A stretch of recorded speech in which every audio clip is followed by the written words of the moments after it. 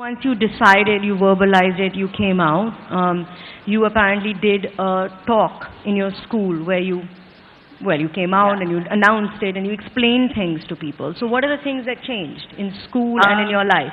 Well, in school, it was so, before I came out, which was in January, this year only, and everyone was so confused because I was wearing makeup and heels and women's clothing to parties, and they were really confused and they were asking me a lot of questions, but I refused to answer any of them. I completely brushed them off. I didn't pay attention to them. So people were definitely very confused. So when I came out, it definitely did answer a lot of questions. People had like, why is he now suddenly wearing makeup and all? So yeah, I think it answered a lot of questions and people became more accepting towards who I was. People became more open and free and with me, and they felt more comfortable around me instead of me being just like a flight risk who would like start crying at everything.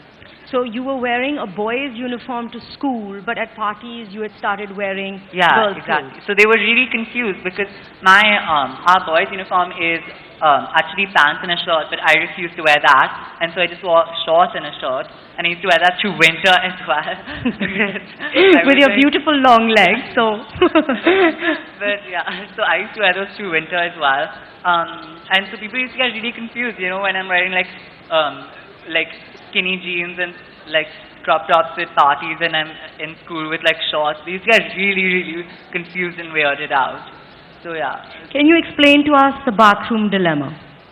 Oh, the bathroom dilemma. It's been going on for years now. I mean, even like for transgender people, I feel like it is so tough, and one of the major issues I feel I have come across is a bathroom dilemma, because before, when I used to have like short hair and I used to go to the mall in my boys' uniform, I used to go. Once I walked into the women's security area and the woman just looked at me like I was mad.